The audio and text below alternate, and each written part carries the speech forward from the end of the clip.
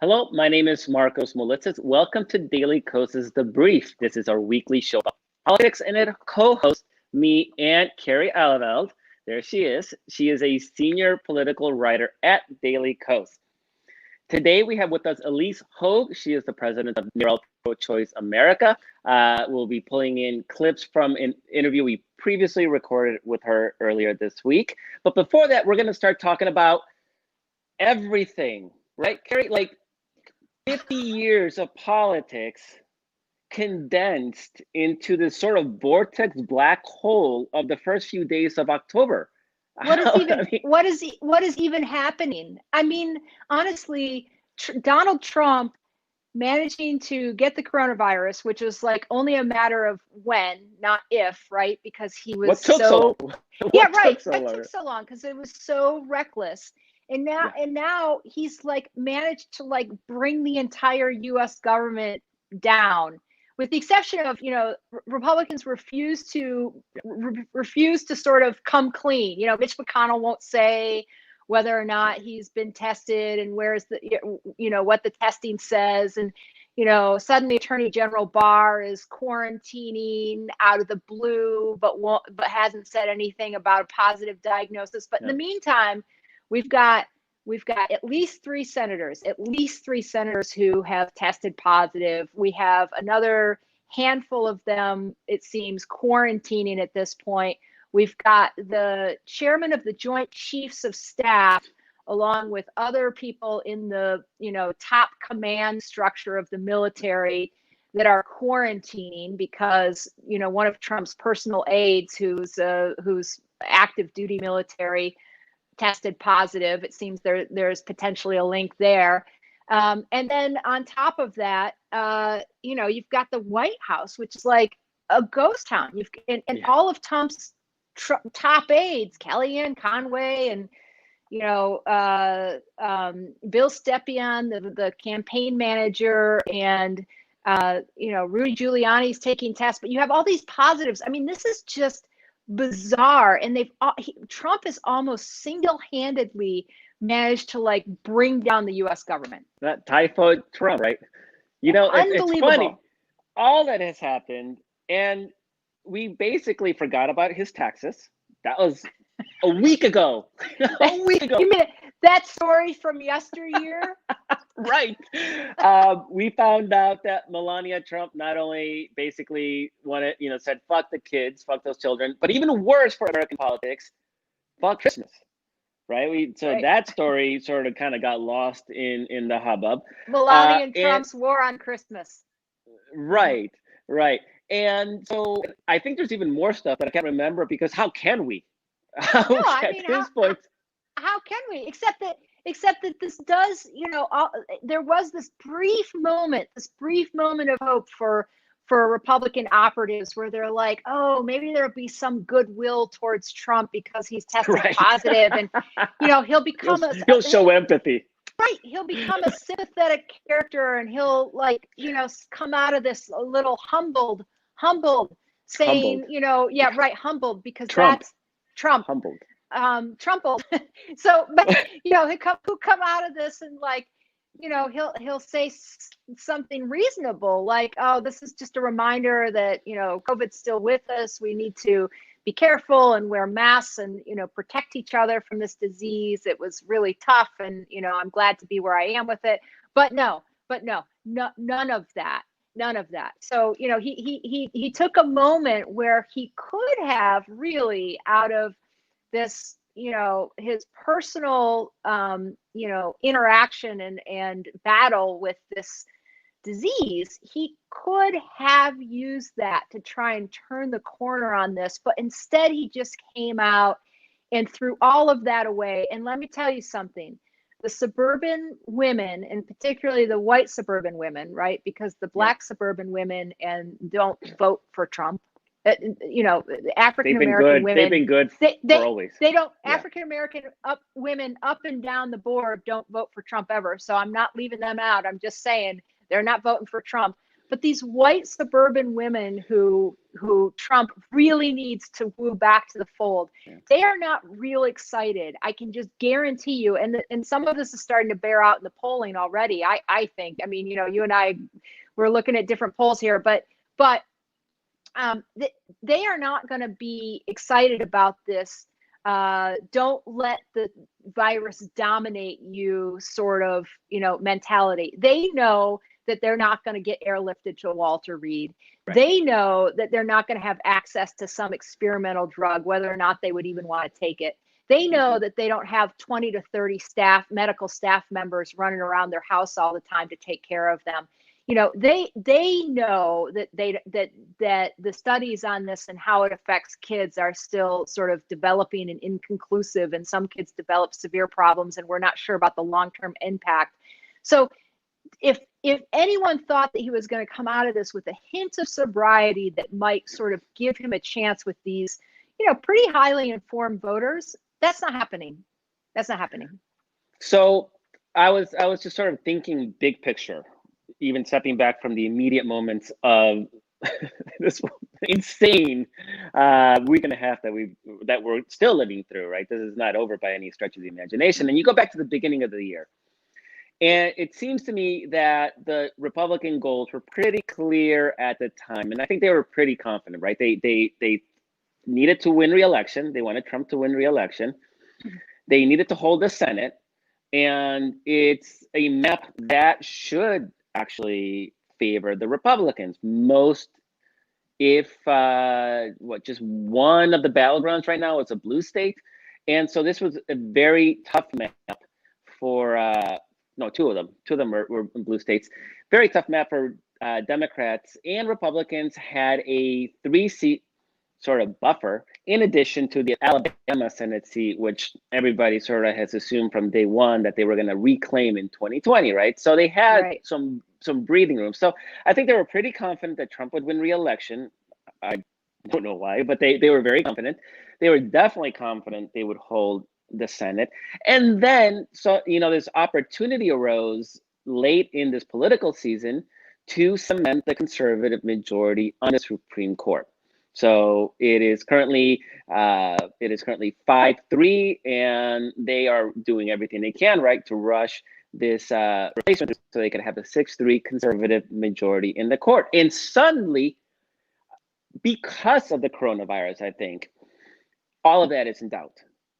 All of that is in doubt. So I actually think it would be really helpful to walk through these 3 Republican goals and just really sort of dig into how they have screwed this up as bad as they have. So now you're Trump, you're looking at the fractured Democratic primary. You're thinking that Bernie Sanders is going to come out, you know, the victor, right? So they're feeling pretty confident of themselves. And so they're writing these talking points that they never rewrote. That, you know, these talking points basically saying that, you know, the far left of the party and they're beholden to the AOC, the squad, and all that nonsense. And they're very confident they were going to win re-election. And Kerry, I mean, we both dig into the polls, right? I don't think I've seen anything with numbers except for COVID. Not since Joe Biden wrapped up the nomination. And, you know, once the general election sort of starts in earnest around, you know, the consolidation of the left, right? So, the consolidation of the left, right? So and to some extent, Joe Biden has been super stable in the polls, and what has happened is that Trump has sort of frittered away the goodwill that he had, just like he's doing now, right? That he might have had on the coronavirus. He frittered away the goodwill that he got, that in terms of there being a national emergency that originally wasn't of his own making, right? He got a bump at the very beginning. Right, and he declared a national emergency around mid-March, right? He got that bump in the polls. It was like a handful of points or so, but not much. But for him, people wanted to rally. And he was right, and he was doing those coronavirus task force briefings, which he initially got a lot of viewers. People were pretty much like sequestered at home, and Scared. having not much to do, looking for information, right, about when and how we were going to get the nation through this. And so everybody tuned in, and it took him all of 2 weeks to just ruin that entirely, right? To just do away with any bump that he was getting, and actually, of course, start to like lose steam in the polls based on too much Trump, because it turned out instead of Trump doing it to inform the public, it was all about himself. And when one moment in particular that still sticks out in my mind is NBC's Peter Alexander saying to him, "What would you say to voters right now, or to Americans?" I don't think he said voters, but what would you say to Americans right now who are scared, who are worried about this? And he would say, Trump said something like, "I would say you're a nasty reporter, and that's a nasty question." And it's like, really? I mean, and that wasn't the type gotcha of thing. No, that was not a gotcha not question. right. That was, in fact, that was a softball. That was the softball question. He should have just been able to say, "Yeah, I think we're all, entering into this with a little trepidation." I mean, that was such a layup. And he just, and instead of like getting it in the hoop, he just took the ball and shoved it down Peter Alexander's throat, along with the rest of America. So, anyway, he had this. I'm getting lost in the deep. You're trying to go big picture, and I keep on zeroing in on things. But in any case, this race, once people started looking at Joe Biden and Trump, has been relatively stable. There were these sort of, what's really interesting now is you've had in the last couple of days some polls come out nationally that have shown a decent bump for Trump, right? You've had this NBC Wall Street Journal. For Biden. Yeah, okay. Whew. No, no, fake news. Oh God. So no, for Biden. I mean, for a second in there, we were going to have Donald Trump plugging the Daily Kos show Finally, somebody's got the correct news. Spreading disinformation. Anyway, no, the bump has been for Biden nationally, and there was the NBC Wall Street Journal poll that showed Biden nationally with a 14-point advantage, and there's this CNN poll that came out today. That came out over the weekend. CNN poll that came out today that showed, I think, a 16-point advantage for Biden, and we're not sure exactly where the polling is headed right now, but in the post-debate, these were both post-debate polls that came out after Trump got down in the dirt and tried to drag everyone, including the viewers, with him through this, like he had this unbelievable meltdown. He's still sort of surprising that he can be as bad as he is at this stuff. But both of these suggest that voters were just repelled by that performance. The NBC poll didn't really catch much of anything having to do with him testing positive, but the CNN poll was taken partially after he had tested positive.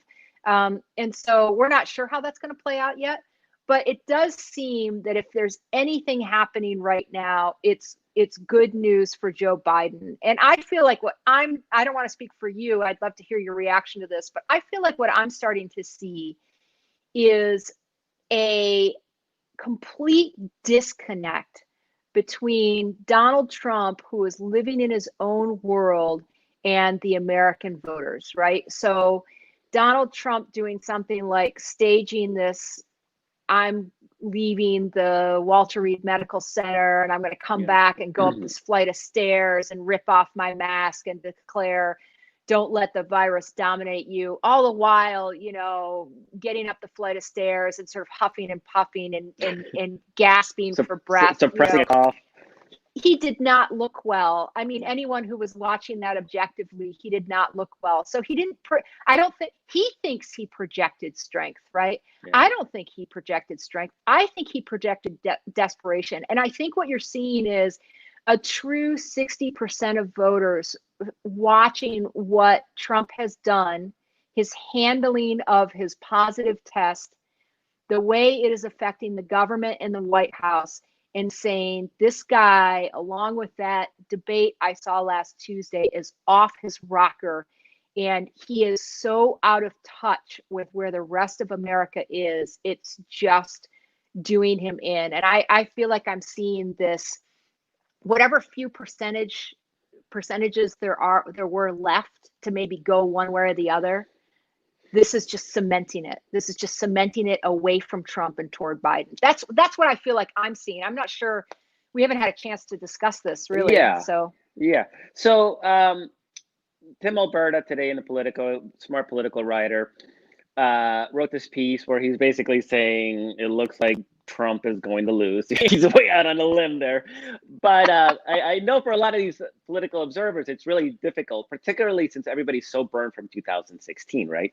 And he writes, while it seems, I'm paraphrasing, while it seems that he's, headed for defeat, Donald Trump has escaped, he's pulled, his hair out of the fire so many times that you can't take it for granted anymore. And it's like, he did it once, not so many times, right. Once. And he was up against an unfortunately historically unpopular figure. Republicans spent 20, 30 years attacking Hillary Clinton and turning what is an amazing woman into a negative. And so what you had in the end is she had all the baggage of an incumbent. So we see this in the exit polls where Donald Trump won 56% of the voters who did not like either candidate. There was a lot of people who didn't like Donald Trump and they did not like Hillary Clinton. And when they weighed both of them, they decided, okay, we're going to go with the new guy because we know Hillary Clinton is all those things the Republican noise machine have said that Hillary Clinton is, right? So Donald Trump comes out, he makes a mess out of everything. And now you have a new generation of double haters, people who don't like Joe Biden and they still don't like Donald Trump. And what we're seeing in the polling time and time again is that between 80 and 90% of those double haters are opting for Joe Biden. It's not even close. There was some parity, 56, 60% Trump and the rest was Hillary, right? I mean, it was lopsided, but this is not lopsided. This is en masse. So I think if these polls are accurate, and it seems too good to be true, and so I'm a little hesitant to get overly excited. But if that is what is happening, then I think it's those double haters saying like, yeah, I don't need another 4 weeks to decide right. that Donald Trump is not the right person. And a lot of these people, are these famous, infamous, college-educated white suburban women that we talk about, and we talk about so much. And the thing is, Trump lost them. Not this year. He hasn't done it. COVID didn't lose him. He lost him in 2017, right after he took office, because of his bullying and the racism and the xenophobia. And this is not something these suburban women really reflects their values. And so they were historically Republican. And then they in some of the polling actually suggested that Hillary Clinton would win them. She didn't. In the end, they reverted to history. And this year, I'm not worried about them because we saw in 2018 that they moved to the Democratic Party en masse. And this is always my favorite stat. It's the stat that really drives home just how big of a seismic shift this is. In 2018, Democrats won 41 seats in the House of Representatives. 38 of them were in suburban districts. We're talking a mass annihilation of the Republican Party.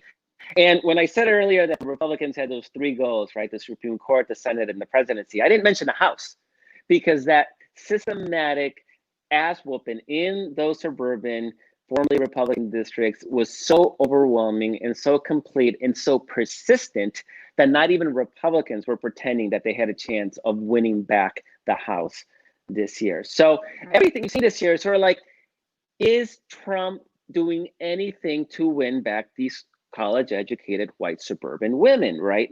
And right. No.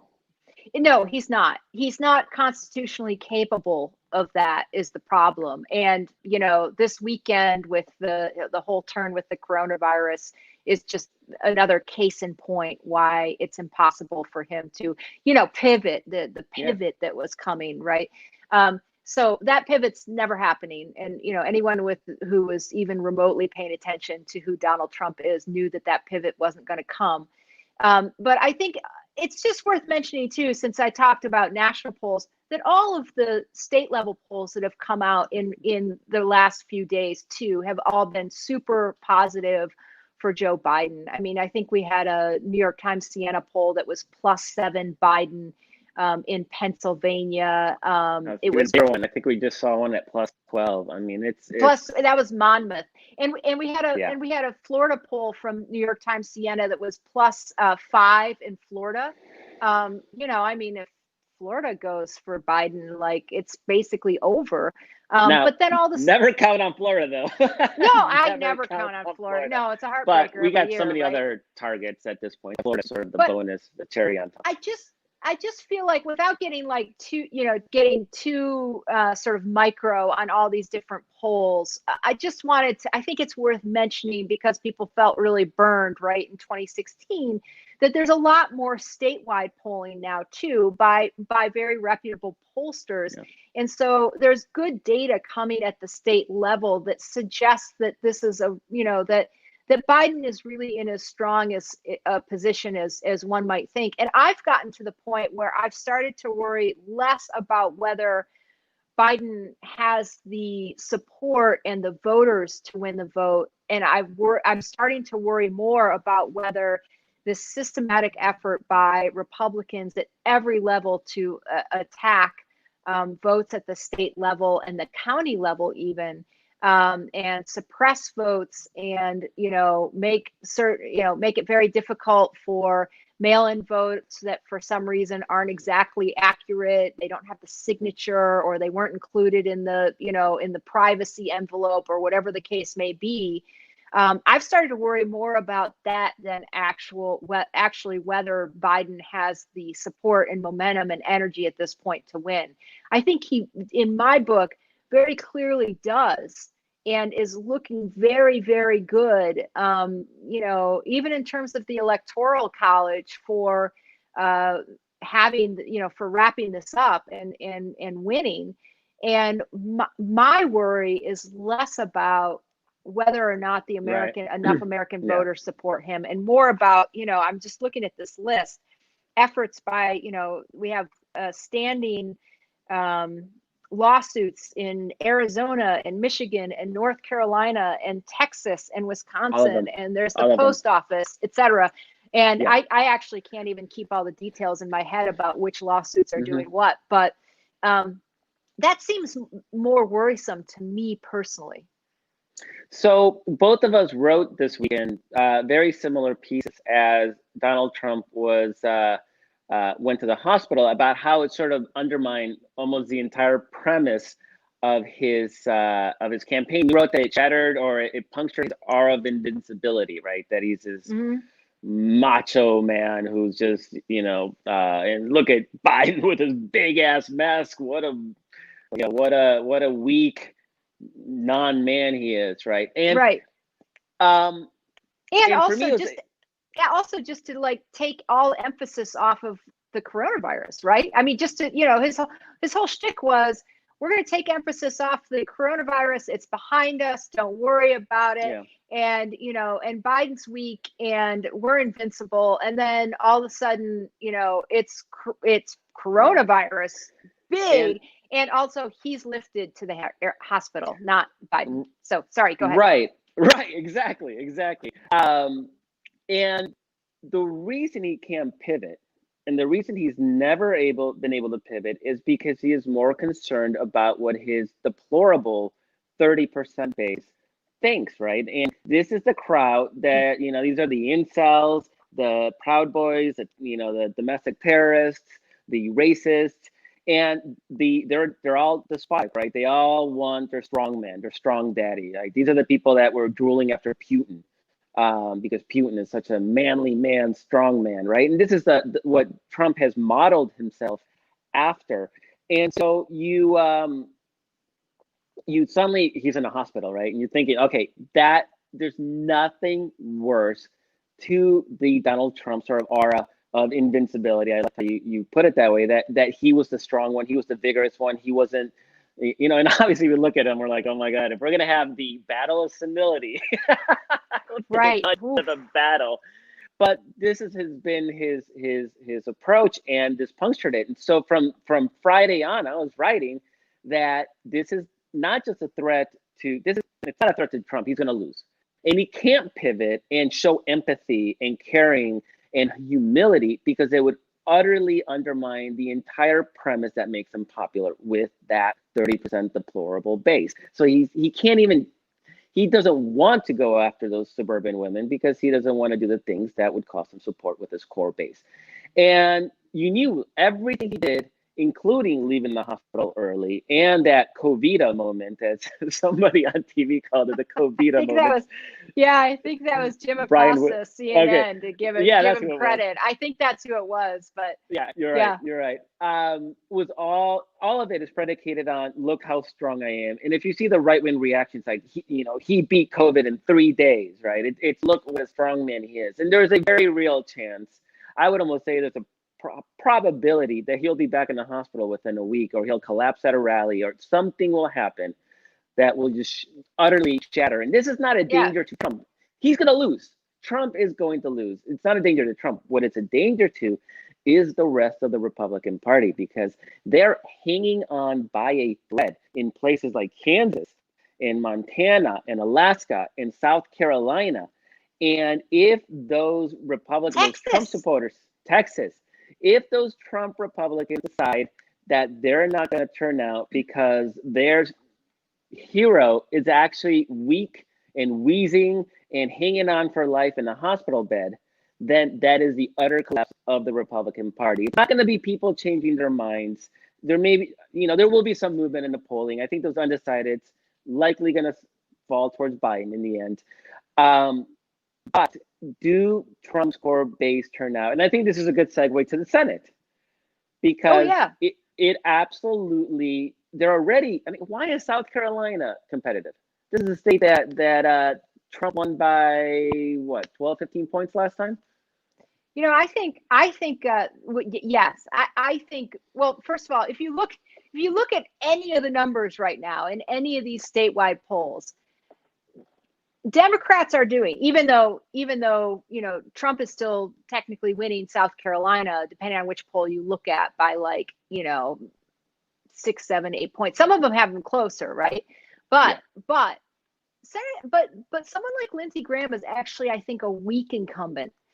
So Trump could actually win South Carolina. I know that people say there's no ticket splitters anymore, but there are ticket splitters. If you look at Sherrod Brown, there's ticket splitters in Ohio who voted not for just ticket splitters, but also fall off. People may vote for Donald Trump and say that Lindsey Graham, he was John McCain's best friend, and John McCain voted against eliminating Obamacare. Right. And you've seen Lindsey Graham go on this talking to her on CNN, not CNN, on Fox, where every time he gets on, he begs for donations. It's pathetic. Of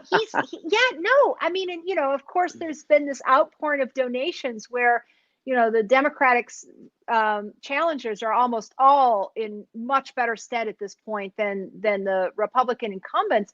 But, you're seeing that from Lindsey Graham. It looks truly desperate. I don't know. He may hang on there.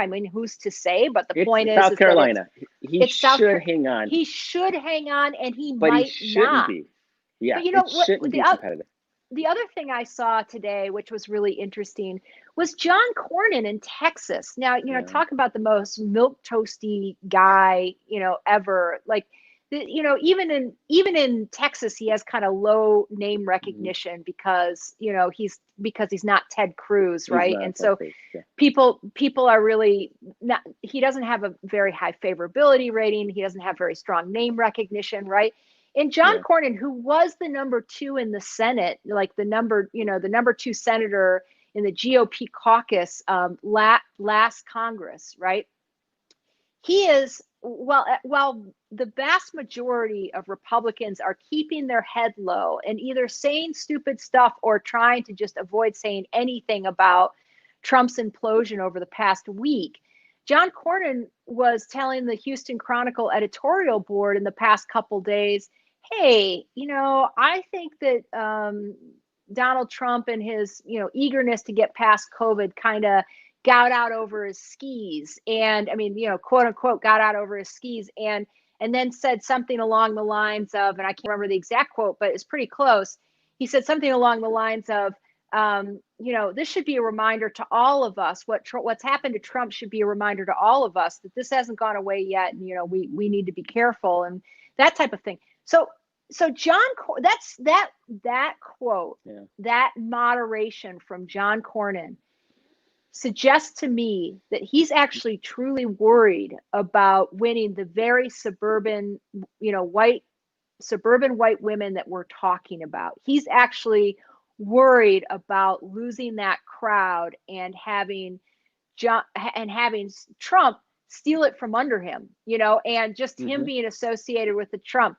So him being willing to to say anything even remotely negative about Trump, it as mild as it was, and risk potentially Trump taking aim at him, right? Because that's what they all fear. Says to me that John Cornyn does not feel absolutely 100% safe in his Texas Senate seat against MJ Hager. So yeah, polling shows him with a slight lead, but again, he's what I've seen is he's in the mid 40s. There is actual room for the undecideds to tip it in the Democrats' favor, and definitely have to be looking. Yeah. They've registered 1.5 million voters since 2016 in that state, right? Oh, good. So it's a truly, Beto in O'Rourke that lost, sense. Yeah. Yeah, Beto O'Rourke lost by 200,000 for context. Right.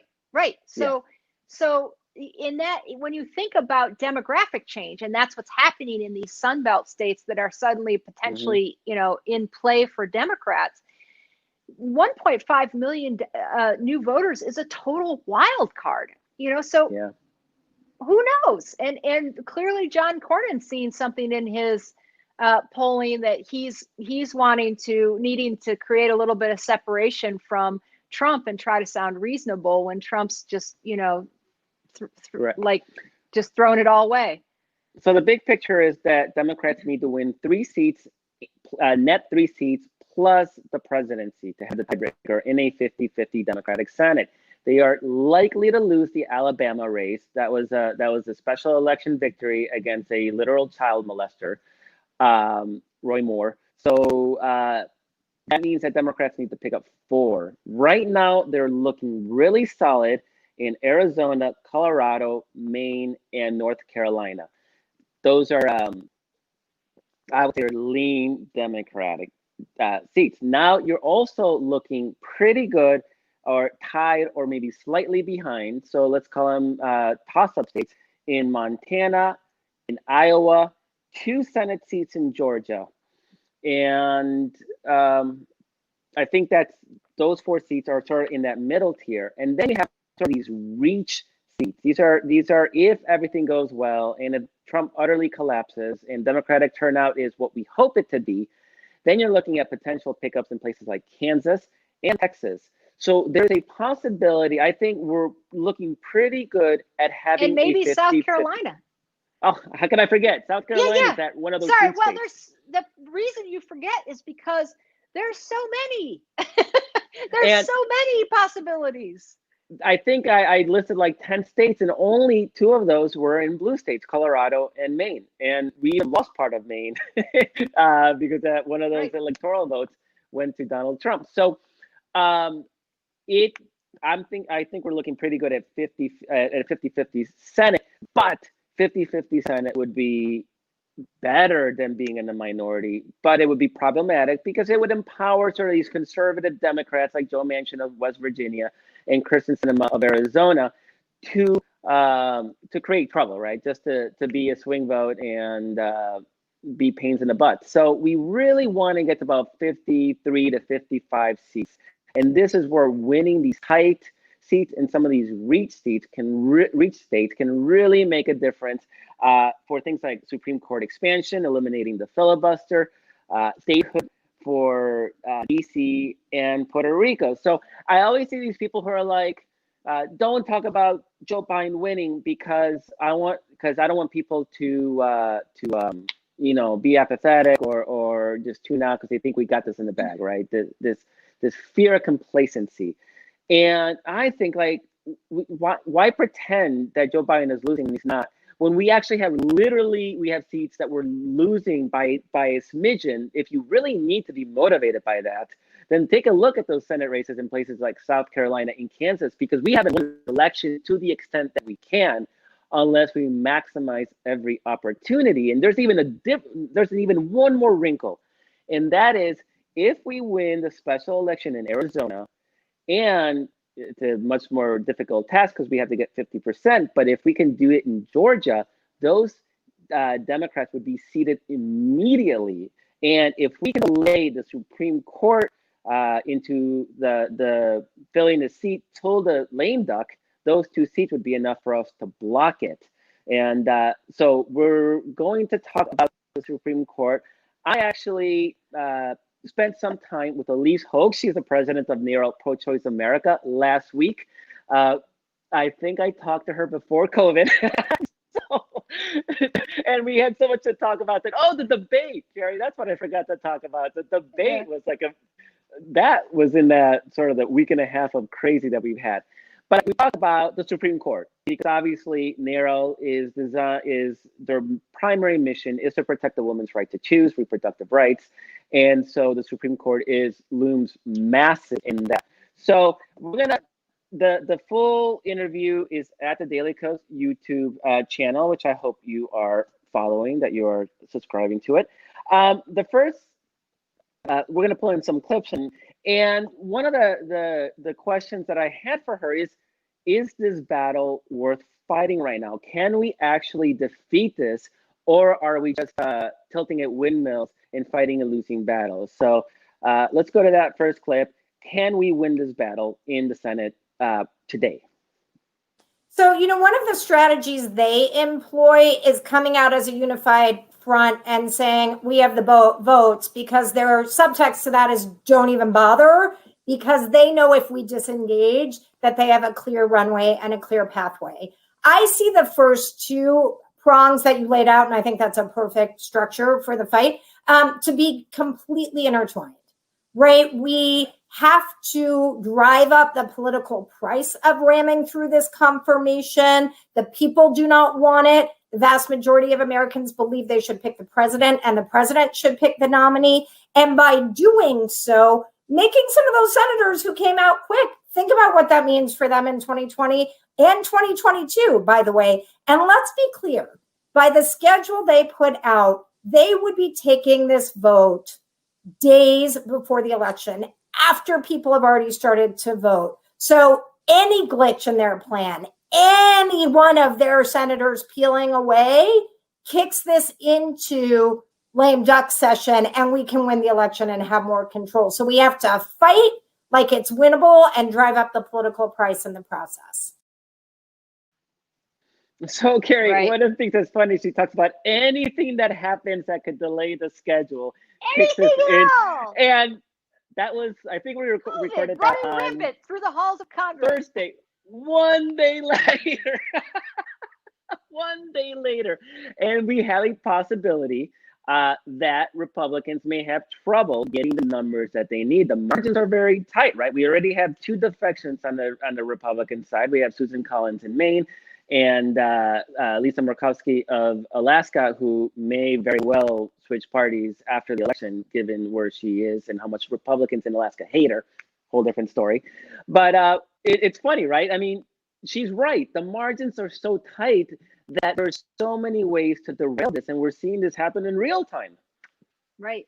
Well, there's so many ways to derail it. And, I actually feel like at the moment, the Mitch McConnell, in terms of trying to push this through, I'm not saying it couldn't happen, but man, are they living on borrowed time right now? Because, you've got these three senators who have come out COVID positive.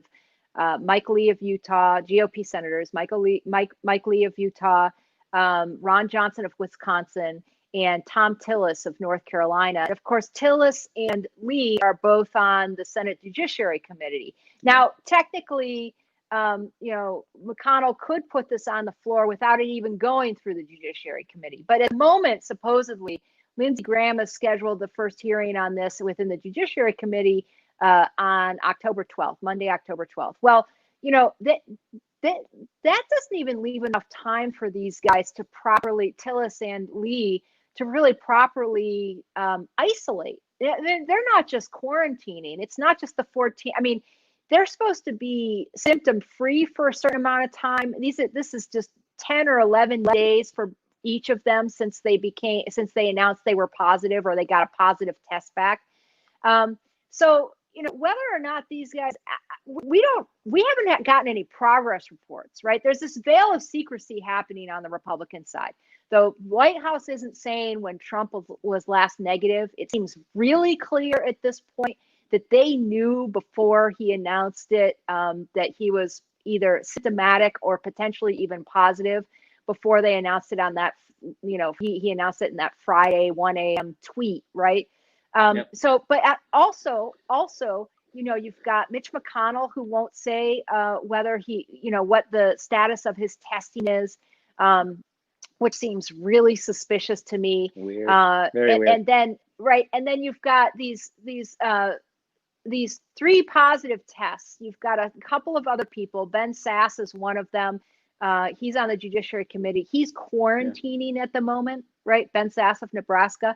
And so, you're really getting into troubled territory. We also don't have updates on Lee and Tillis and Ron Johnson, how they're doing. I know that Senator Johnson was recently did a radio interview and said, well, if it comes to it, I'll show up in a moon suit, in order to which he would. Ron Johnson would do that. The question is, are they going to be feeling well enough to do this? I mean, Mike Lee's actually a relatively young guy. I don't know his exact age. Tillis, I think, is a little bit older. Ron Johnson, I think, is a little bit older too. They're not among the oldest, right? We're not talking 70 plus.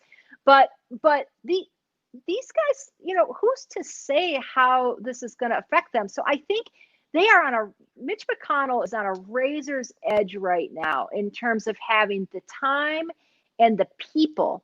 If they had to get a quorum of 50 people on a floor vote, right? They couldn't have, they're 53 in the Senate, right? And they couldn't have, they can only afford to lose potentially 2 of these people. I guess I'm pretty sure that the vice president can't count. If there's not a quorum, he can't make quorum. So he can't vote. They need 51. Yeah. They need 51. So if he loses 2 people, even if they make quorum, he loses 2 people who are potentially unable to vote, even if they make quorum, and then you lose Lisa Murkowski and Susan Collins on this, you're done, right? You haven't made it. You didn't make it.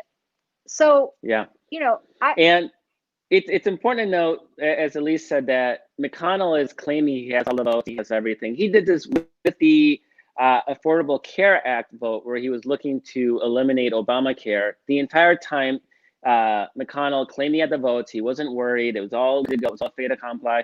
And then John McCain obviously did the famous thumbs down. So you never quite know till the very end. So I asked Ilyse specifically, are there pressure points that we can push on to try and defeat this on the floor of the Senate? So let's go to that clip.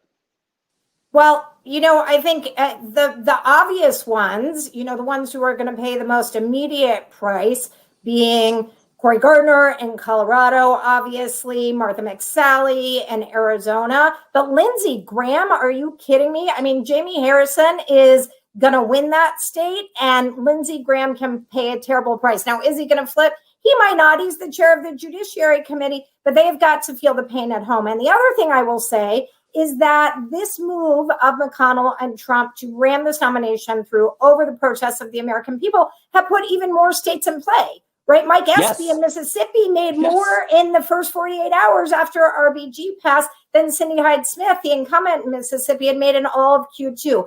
Alaska is in play, right? It reminds me, speaking of our long history, of 2006 when the Americans had soured on the war and we just kept seeing the states in play expand and expand and expand. And I think some of those senators are going to get real cold feet when they see the momentum growing. She's it's funny, she talked about Mississippi. We didn't even talk about Mississippi, which is another Senate race that suddenly is potentially in play. Mississippi. You never know. I mean, really, yeah. This battle is really starting to hurt these Republicans politically. And then the question is, what I still don't have a handle on is, have they surrendered yet? Do they, or are they still trying to fight to be reelected? Because if you're Cory Gardner, Martha McSally, we know that both of them voted on a key Obamacare vote that Chuck Schumer engineered last week. They voted with the Democrats. So there is a chance when you have these incredibly endangered Republicans, do they really want to cast a vote that will seal their fate? Or do they go to McConnell and say, wait till after the lame duck session, at least give us a chance to win? And the longer we push it off, again, the greater the chance that crazy happens, because this has been a whole year of crazy. And if it can happen, it probably will at this point.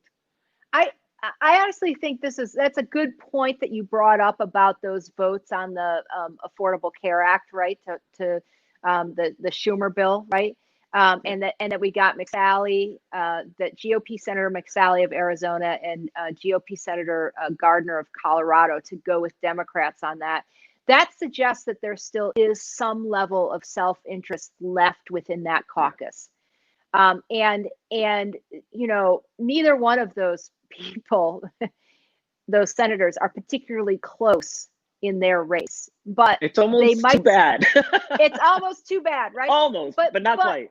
But what I will say too is that I think that Mitch McConnell's calculations here are different than the calculations of the people who are in these vulnerable Senate seats. Mitch McConnell, I honestly believe, you know, these judges are his biggest legacy. Mitch McConnell's an abysmal lawmaker. He's not good at passing legislation, and he's even worse at writing it and making it. Every time they've tried to do something with their GOP majority, even when they were in sort of unified control of government, it was a disaster. There were, you know, notes written in the margins and, you know, last minute changes, and they didn't unveil anything even to the entire caucus until just before shoving it through. You know, yeah, so the tax law is an example of that. Right, and the failed effort to repeal the ACA. He's a terrible legislator. That's where Nancy Pelosi is so much better than him at legislating, right? But these judges are his final legacy. I mean, and I think one thing he does do is spend a lot of time studying the numbers. And I wouldn't be surprised at this point if he's concluded, I'm not gonna keep my caucus.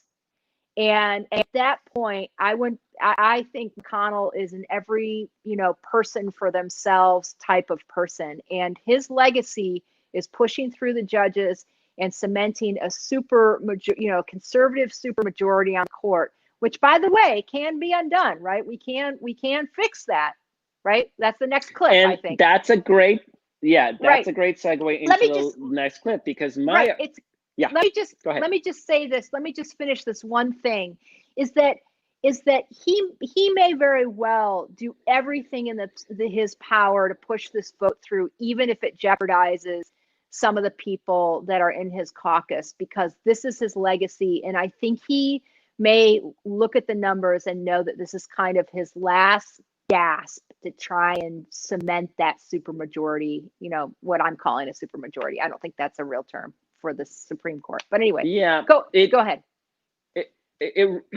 It really is a sign of their weakness that we're pushing this now. If they thought they were going to win the Senate, they thought they were going to win the White House, there would be no reason to put those endangered Republicans at such risk.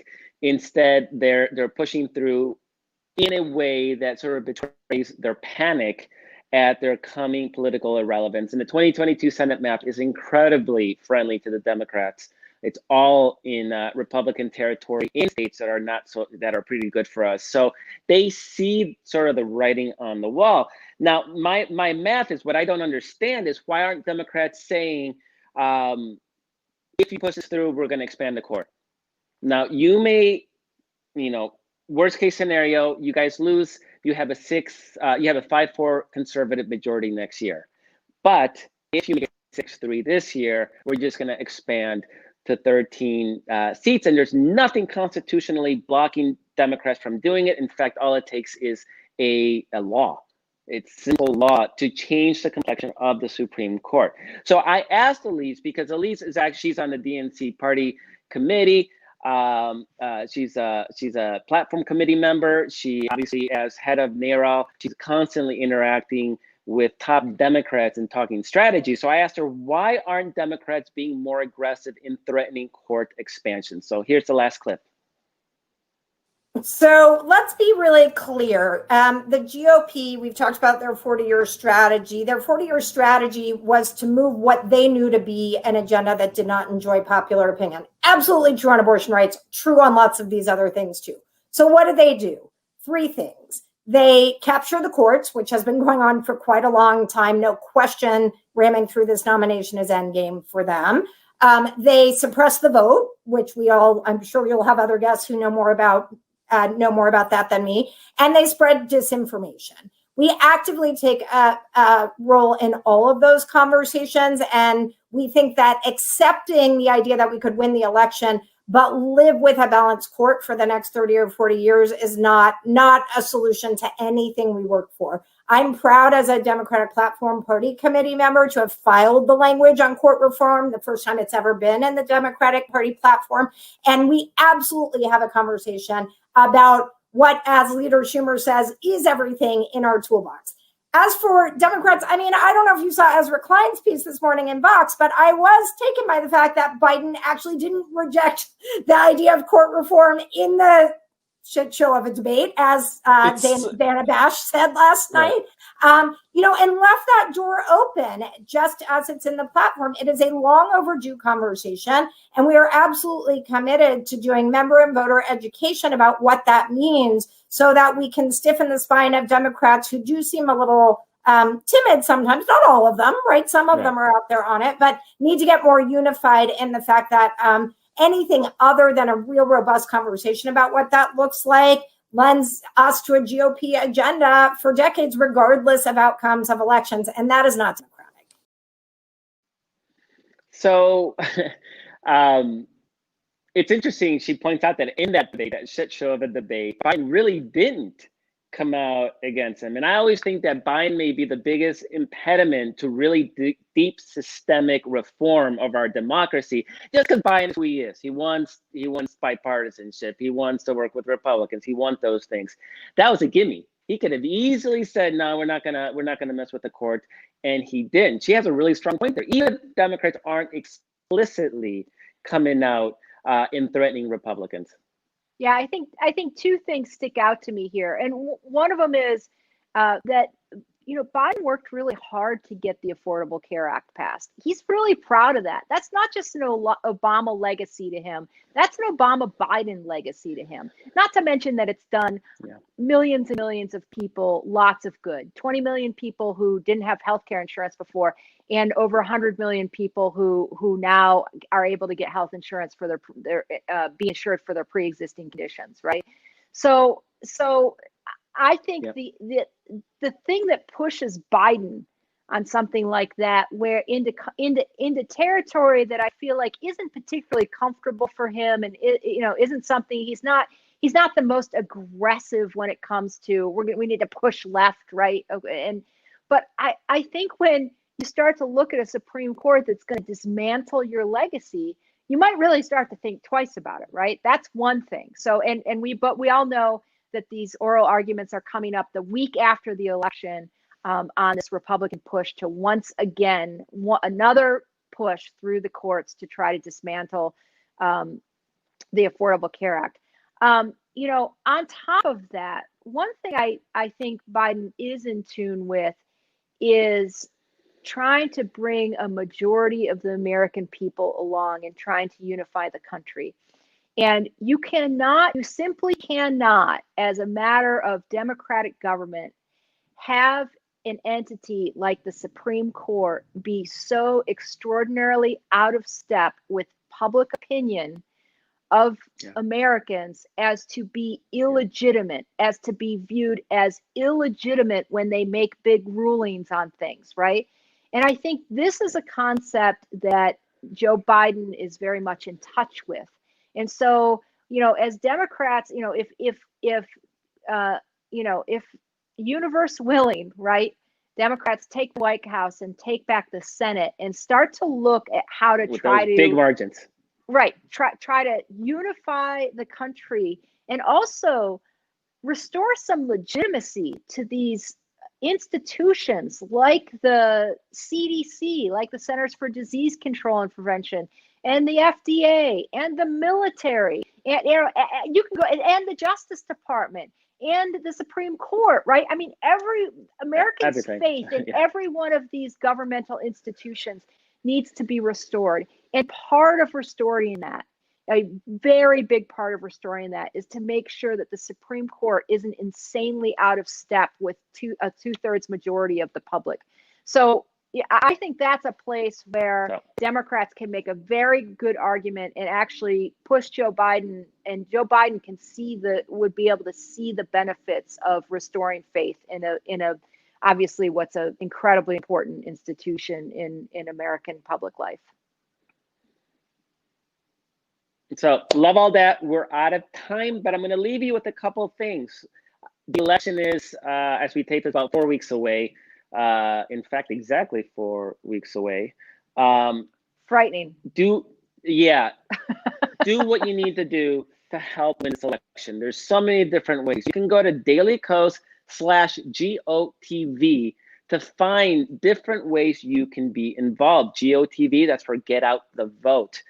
We talked to Ilyse Hogue. She's from NARAL Pro-Choice America. NARAL is doing a lot of activism to help win in key critical races around the country. So go to prochoiceamerica.org and you can join that organization and join in their actions. And one of the biggest things you can do, if not the biggest thing you can do right now, is you can vote early. And here's why it's so important. There are lists that party officials have lists of who has voted. If your name is on that list, they will try to contact you, phone calls, knocking on doors. Now, if you're watching this show, you're probably already gonna vote, right? So that is a waste of those resources. Get your name off those lists as quickly as you can so our party and campaign Get Out the Vote efforts can target people who legitimately are sort of toss-ups whether they will vote or not. So please get your name off those lists. Vote the second you can. I am Markos Moulitsas. I'm here with Kerry Eleveld from Daily Coast. This is Daily Coast is the Brief. Thank you so much for joining us. Subscribe to the Daily Coast channel. Check it out. We have full interviews with all our guests on that channel. And we will see you next week. Don't leave anything on the road. Let's win big for democracy. Thank you very much. Absolutely.